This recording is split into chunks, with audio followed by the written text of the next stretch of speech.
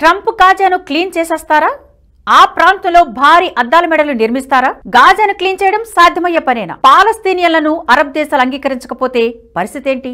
అసలు ట్రంప్ ఈ వ్యాఖ్యలు చేయడానికి ప్రధాన కారణమేంటి చూద్దాం. ట్రంప్ గాజాపై కీలక ప్రకటన చేశారు.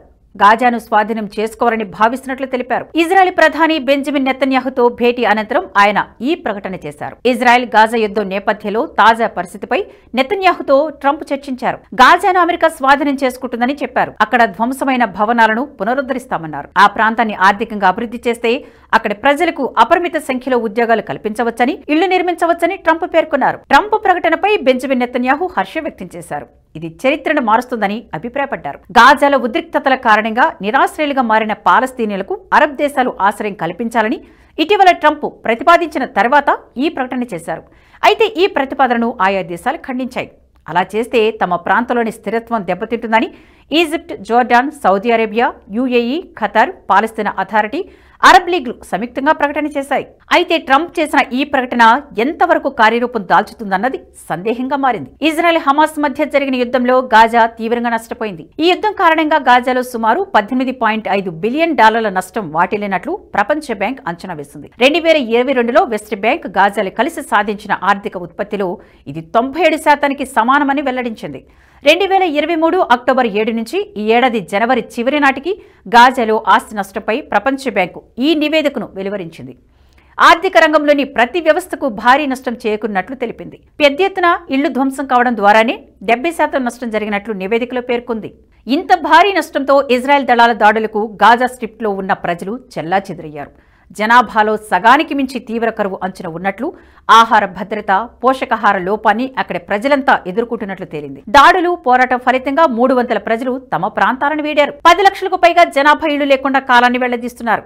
నీటి పారిశుద్ధ్య వ్యవస్థలు దాదాపు కుప్పకూలాయి. 100% మంది చిన్నారులు విద్యకు దూరమయ్యారు. 92% రోడ్లు ధ్వంసమైనట్లు నివేదికలో పేర్కొంది. ఈ యుద్ధంలో సుమారు 1200 మంది మృతి చెందారు. 250 మందిని హమాస్ బందీలుగా చేసుకుంది. దీంతో ప్రతిచర్యగా ఇజ్రాయెల్ భీకర దాడులు చేస్తోంది. హమాస్ అగ్రనేతలే లక్ష్యంగా సొరంగాల ధ్వంసంతో పాటు వైమానిక, భూతల దాడులు చేపట్టింది. ఈ దాడిలో హమాస్ అగ్రశ్రేణి కమాండర్లు పలువురు హతమయ్యారు. ఇజ్రాయెల్ దాడిలో ఇప్పటి వరకు 32,916 మంది పాలస్తీనియన్లు మృతి చెందారు. వీరిలో మహిళలు, చిన్నారులే ఎక్కువ సంఖ్యలో ఉన్నారు. ఆసుపత్రులు, పాఠశాలల కింద మిలిటెంట్లు సొరంగాలను నిర్మించుకోవడంతో ఐడిఎఫ్ బలగాలు భారీ ఎత్తున వీటిని ధ్వంసం చేశాయి. గాజా స్ట్రిప్ లో ఇజ్రాయెల్ వైమానిక దాడుల ఫలితంగా ఇప్పటి వరకు 26 మిలియన్ టన్నుల వ్యర్థాలు పోగైనట్లు అంచనా. అరబ్ దేశాలకు సంబంధించిన యుఎన్డిపి రీజనల్ డైరెక్టర్ ఓ నివేదికలో గాజాలో సుమారు $50 బిలియన్ అమెరికన్ డాలర్ల పెట్టుబడులు ధ్వంసమయ్యాయని అంచనా వేశారు. 1.8 మిలియన్ పాలస్తీనియన్లు పేదరికంలోకి పడిపోయారు. 2007లో హమాస్ స్వాధీనం చేసుకున్నప్పటి నుండి గాజాను ఇజ్రాయెల్, ఈజిప్ట్ దిగ్బంధనం చేసింది. భూభాగం నుండి ప్రవేశం, నిష్క్రమణపై కఠినమైన నియంత్రణను విధించింది. యుద్ధానికి ముందే అది 45% అధిక నిరుద్యోగాన్ని ఎదుర్కొంది. యువ కార్మికులలో దాదాపు 63% చేరుకుంది. ఈ యుద్ధంతో గాజా 20 ఏళ్లు వెనక్కి వెళ్లిపోయింది. ఆర్థిక వ్యవస్థ మూలాధారం ధ్వంసమైంది. దాదాపు అన్ని రంగాలు 90% పైగా నష్టాలను చవిచూశాయి. 2024లో గాజా జీడీపీ 51% క్షీణించిందని అంచనా. గాజాలో కనీసం 3,70,000 గృహాలు దెబ్బతిన్నాయి. అందులో 79,000 పూర్తిగా ధ్వంసమయ్యాయని నివేదిక పేర్కొంది. అయితే ట్రంప్ చేసిన ప్రకటన కార్యరూపం దాల్చుతుందా అన్నదే సందేహంగా మారింది. ప్రస్తుతం గాజా పూర్తి స్థాయిలో దెబ్బతింది. దీన్ని పునరుద్ధరించాలంటే చాలా ఏళ్లు పడుతుంది. ఇందుకు బిలియన్ల డాలర్లు ఖర్చవుతుంది. ఈ ప్రాంతాన్ని పూర్తిగా పునరుద్ధరించడానికి ట్రంప్ చేసిన మొదటి ప్రతిపాదన పాలస్తీనియాలకు పునరావాసం కల్పించడం. ఇందుకు సౌదీ అరబ్ దేశాలు అంగీకరించాలని కోరుతున్నారు. కానీ అది సాధ్యం కాదని అంటున్నారు నిపుణులు. ట్రంప్ ప్రతిపాదనను ఇప్పటికే ఆయా దేశాలు తిరస్కరించాయి. పాలస్తీనియన్లను తమ భూభాగంలోకి ఆహ్వానిస్తే తమ దేశ ఆర్థిక స్థితి దెబ్బతింటుందని ఆయా దేశాలు ఆందోళన వ్యక్తం చేస్తున్నాయి. ఇప్పటికే యూరోప్ దేశాలు వలసలతో సతమతమవుతున్నాయి. వారిని తమ దేశంలో ఉదారంగా అంగీకరించడం వల్ల ఇబ్బందులను ఎదుర్కొంటున్నాయి. వలసదారులు ఆయా దేశాలని స్థానికులపై దాడులకు పాల్పడడం, దోపిడీలు, అక్రమ ఆయుధాలు, డ్రగ్స్ సరఫరా వంటి అసాంఘిక కార్యకలాపాలకు పాల్పడుతున్నారు. వీరి వల్ల డెమోగ్రఫిక్ చేంజ్ కూడా జరుగుతోంది. ఈ సమస్యను గుర్తెరిగిన ముస్లిం దేశాలు పాలస్తీనా శరణార్థులను అంగీకరించేది లేదని స్పష్టం చేస్తున్నాయి. ఇక ప్రస్తుతం గాజా పూర్తిగా దెబ్బతింది. దాదాపు అన్ని రంగాలను గ్రౌండ్ స్థాయి నుంచి బలోపేతం చేయాలి. అక్కడ భవనాలన్నీ ధ్వంసమయ్యాయి. వాటన్నిటినీ తిరిగి నిర్మించాలి. ఇందుకు బిలియన్ల కొద్దీ ధనం ఖర్చవుతుంది. అది కూడా ఒక ఏడాదిలో పూర్తయ్యేది కాదు.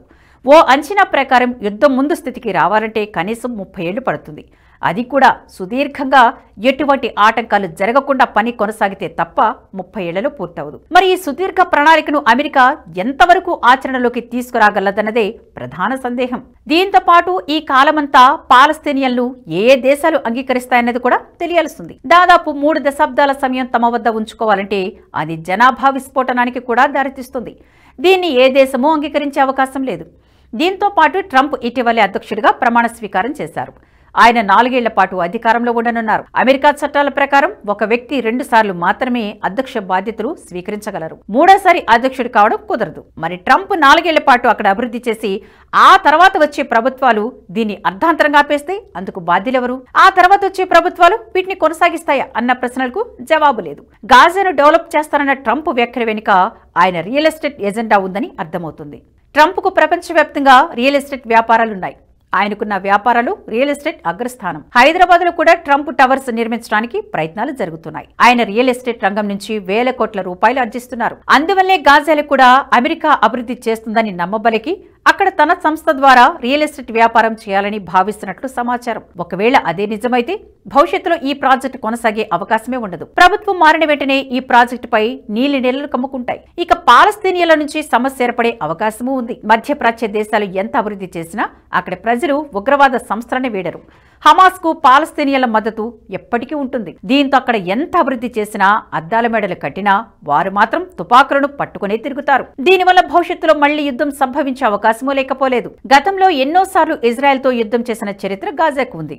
అటువంటప్పుడు భవిష్యత్తులో మళ్లీ యుద్ధం జరగదన్న గ్యారంటీ ఎంత మాత్రం లేదు. అందుకే ట్రంప్ ఈ ప్రాంతాన్ని ఎంత అభివృద్ధి చేసినా శూన్యమే. అందులో అమెరికా పన్ను చెల్లింపుదారుల సొమ్ము నష్టపోవడమే తప్ప ప్రపంచానికి ఒరిగే లాభమేమీ లేదు. వీటన్నిటినీ బేరీజు వేసుకుంటే ట్రంప్ ప్రకటన పేపర్లకే పరిమితం అయ్యే అవకాశమే ఎక్కువగా ఉంది. ఈ వీడియో మీకు నచ్చినట్టయితే లైక్ చేయండి, 10 మందికి షేర్ చేయండి. అలాగే కామెంట్ల రూపంలో మీ అభిప్రాయాలను మాతో పంచుకోండి. Nationalist hub group of channels ను సబ్స్క్రైబ్ చేసుకుని తెలుగునాట జాతీయవాద జర్నలిజాన్ని ప్రోత్సహించండి. ఈ వీడియో కింద ఉన్న బెల్ ఐకాన్ పై క్లిక్ చేయడం మర్చిపోవద్దు.